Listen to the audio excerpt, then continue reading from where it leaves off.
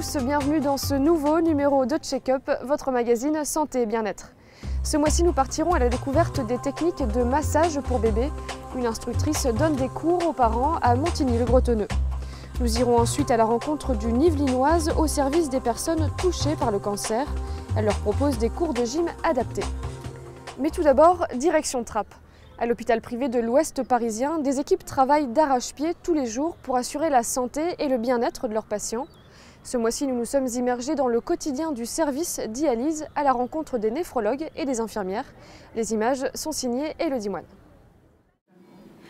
12h30, la salle d'attente de l'unité de dialyse se remplit.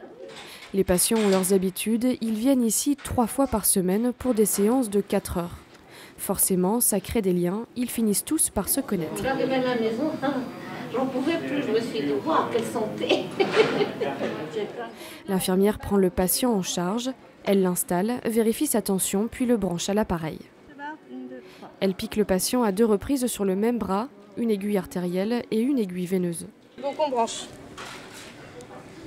une ligne qu'on appelle l'artère, donc par où le sang va être tiré. Hop, allez-y monsieur Barre. Et une ligne qu'on appelle la veine, où le sang va être restitué. Le sang du patient en insuffisance rénale va faire tout un circuit pour arriver dans le rein artificiel géré par la machine, là où vont être filtrés les déchets et l'excès d'eau. Le sang, une fois nettoyé et filtré, va repartir dans le corps du patient via la ligne veineuse. C'est le principe de l'hémodialyse. Une boucle qui dure 4 heures. Comme le monsieur n'urine plus, tous les déchets organiques s'accumulent, ainsi que le potassium, ainsi que toute l'eau qu'il boit. Du coup, pour éviter des problèmes, on enlève donc l'excès d'eau pendant 4 heures et tous les déchets sont filtrés. 70 litres par séance. Voilà. Qui sont pompés. Ça m'impressionne encore. 70 litres. Franck est dialysé depuis bientôt 2 ans. Depuis ce temps-là, l'improvisation n'a plus sa place. On se sent complètement immobilisé. C'est très difficile de voyager, d'aller dans la famille, etc. Parce on peut le faire. Mais il faut réserver très longtemps à l'avance, avec une précision. Bon.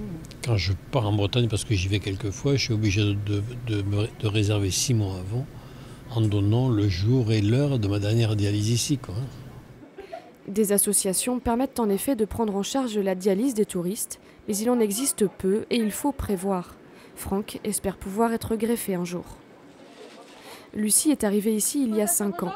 Elle travaille 3 jours par semaine, des journées de 12 heures, plus 2 soirs par mois. On crée une relation avec des habitudes, on les connaît, on connaît leur vie. Ils nous connaissent nous aussi, ils savent comment on réagit. Puis après, aussi pour un aspect technique, c'est-à-dire que la dialyse, il faut apprendre les machines, il faut apprendre la spécificité de piquer dans une fistule. C'est ces 2 aspects qui m'ont fait venir ici. Michel se déplace ici 3 fois par semaine depuis 2011. Au bout de 4-5 ans, on commence à un peu tous se connaître, savoir ce qu'on a fait, ce qu'on a fabriqué. L'ambiance est bonne. L'ambiance est bonne. Ça crée beaucoup de liens entre patients, dans notre groupe tout au moins. Et puis on a le plaisir, au moins ça c'est très important, on a le plaisir de se revoir tous les matins, enfin tous les midis quand on vient en dialyse. Et oui, on se retrouve, on est bien proches. Et puis avec les infirmières aussi, parce qu'elles sont vraiment très sympas. L'insuffisance rénale empêche les reins de remplir pleinement leurs fonctions vitales, éliminer les déchets toxiques produits par l'organisme, maintenir la bonne quantité d'eau dans le corps, le bon équilibre des minéraux ou encore produire des hormones, enzymes et vitamines, autant de rôles essentiels qui ne sont plus correctement assurés par les reins de tous ces patients. Ils sont au stade de 5 sur 5 des maladies rénales chroniques. C'est des patients qui ont un régime très strict, c'est-à-dire qu'ils ne peuvent pas accumuler l'eau, donc ils sont en restriction hydrique. Ils ont le droit à environ une petite bouteille d'eau par jour pour ne pas être trop d'eau, sinon c'est le risque d'OAP, c'est-à-dire l'œdème aigu du poumon. L'eau s'accumule dans les poumons et en fait ils se noient. En tant qu'infirmière, Lucie suit les recommandations du néphrologue. C'est lui qui paramètre tout ce qu'elle doit faire pendant la séance et en fonction de chaque patient. Ensemble, ils collaborent aussi avec une diététicienne, un véritable travail d'équipe. Le service de dialyse existe depuis une 15aine d'années à l'hôpital privé de l'Ouest parisien de Trappes. 3 néphrologues se partagent le travail.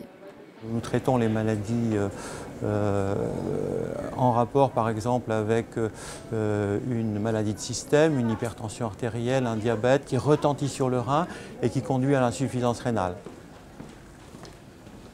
Ça va Frédéric? On y va? Allez, c'est parti. Le néphrologue ne travaille pas seulement en salle de dialyse, il reçoit aussi les patients en consultation, généralement envoyés ici par leur médecin traitant. Bon, comment ça va? Ça se passe fatigué? Ouais. Manque d'appétit? Actuellement en France, on compte un peu moins de 80 000 personnes dialysées ou greffées. L'objectif du néphrologue est de les dépister au plus tôt pour éviter les complications. La sémiologie rénale, elle est extrêmement simple. C'est où on est hypertendu, on a un peu de protéines dans l'urine, on a du sang dans l'urine, on a un dosage de créatinine qui est un peu anormal, qui commence à monter un petit peu. La créatinine, c'est un marqueur de l'insuffisance rénale parce qu'elle est produite par le muscle et éliminée par le rein. Afin de ralentir, voire stopper l'évolution de l'affection rénale, le néphrologue met en place des mesures de prévention. S'il y a un diabète, c'est le meilleur contrôle possible du diabète, finalement en travaillant conjointement avec le diabétologue, avec le médecin traitant. Une hypertension artérielle, on travaille conjointement avec le cardiologue, le médecin traitant pour surveiller et contrôler et traiter une hypertension artérielle. Des infections urinaires, des problèmes de lithiase, on va travailler avec l'urologue. C'est un métier d'interface, le métier de néphrologue. Un métier d'interface qui lutte chaque jour contre la pénurie de greffons disponibles pour les insuffisants rénaux. Chaque année, 10 000 personnes démarrent un traitement par dialyse, alors que moins de 3 000 bénéficient d'une greffe. Certains optent aussi pour une autre solution, celle du traitement à domicile avec la dialyse péritonéale, une technique bien moins développée pour le moment. Lucie, et puis donc c'est la première séance. Marilyn Quéret est infirmière puéricultrice. Elle a suivi la formation de l'Association française du massage pour bébés et propose depuis des ateliers collectifs à Montigny-le-Bretonneux. Élodie Moine pour les images. Vous prêtez attention à la position de vos pieds, de vos jambes. Ce lundi matin à Montigny-le-Bretonneux, la séance de massage bébé démarre par une étape primordiale, la relaxation des mamans. Pendant plus d'1 heure, elles vont ensuite stimuler tous les sens du bébé à l'aide de gestes précis. Les bénéfices sont nombreux. Au niveau du ventre, le massage a des vertus anticoliques. Et s'ils ne font pas forcément leur nuit, les bébés auront au moins un sommeil de meilleure qualité. Est-ce que tu veux bien que je te masse les jambes, Lola?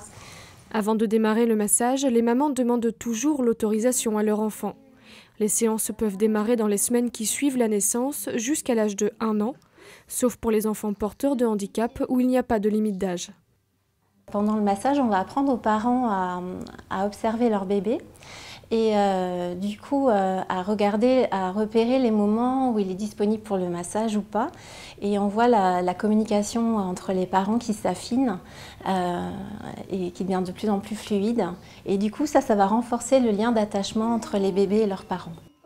Pour les mamans, c'est aussi un temps privilégié durant lequel elles prennent du temps pour se poser. Souvent, elles sont bien prises en charge pendant toute leur grossesse, à la maternité.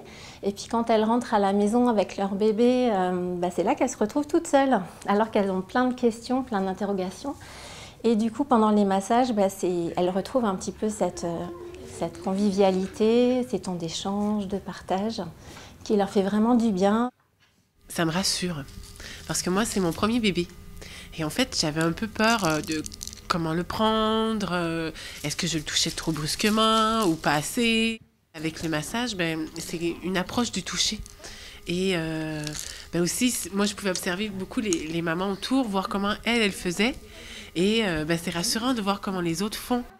Voilà, c'est un temps qu'on passe ensemble et où voilà, on échange. Et donc c'est effectivement par le massage, par le corps, par le regard. Marilyn Quéret propose des sessions de 5 séances pour une centaine d'euros. Chacune est consacrée à l'apprentissage de mouvements sur une partie du corps, de quoi pouvoir par la suite les réaliser régulièrement chez soi, à domicile.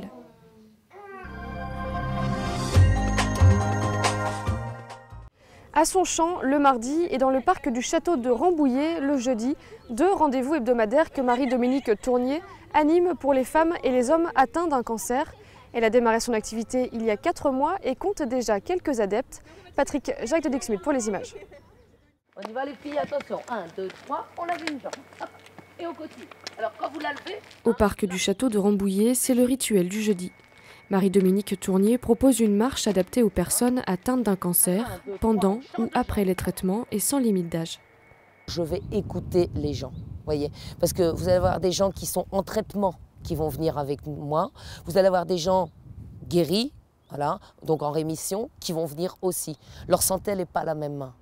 Marie-Dominique donne des cours depuis 4 mois dans les Yvelines, des séances qui évoluent sur un trimestre et qui procurent un réel bienfait pour ce type de public qui s'aère déjà l'esprit. C'est prouvé scientifiquement par un groupe qui a fait une étude qu'il y a 40% de récidive en moins. Voilà, comme ça. Alors lui, il va rester bien tendu. Et lui, voilà. L'idée, c'est que ça étire bien la partie deltoïde. Voilà, on inspire et on souffle bien. Elle nous fait tout travailler, mais en douceur. Et en plus du cancer, j'ai une fibromyalgie et ça m'apporte beaucoup. Ça me permet de faire plein de mouvements que je ne fais pas chez moi. Alors que je ne travaille pas, j'aurai le temps de le faire, mais la fainéantise. Avec le poignet gauche, voilà mon mouvement. Le mardi, l'équipe se retrouve pour un cours d'1 heure en salle. Au programme du renforcement musculaire, des étirements ou encore le travail de l'équilibre. À long terme, la coach sportive aimerait ouvrir son cours aux malades de sclérose en plaques, d'Alzheimer, de Parkinson ou encore de fibromyalgie.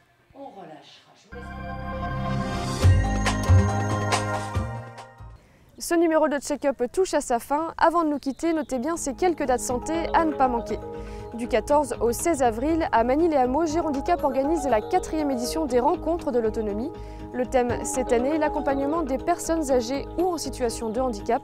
Au programme des ateliers et des rencontres pour le programme détaillé et les inscriptions, rendez-vous sur le site internet qui s'affiche. Le vendredi 17 avril et le vendredi 5 mai, des professionnels proposent un atelier gratuit pour connaître le dos de A à Z. Un atelier proposé par le service Santé Active de Voisins-le Bretonneux. Rendez-vous de 17h à 19h au centre Alfred de Vigny. Pensez également à vous inscrire. Check-up, c'est terminé. Merci de nous avoir suivis. Je vous donne rendez-vous dans un mois. Et d'ici là, portez-vous bien.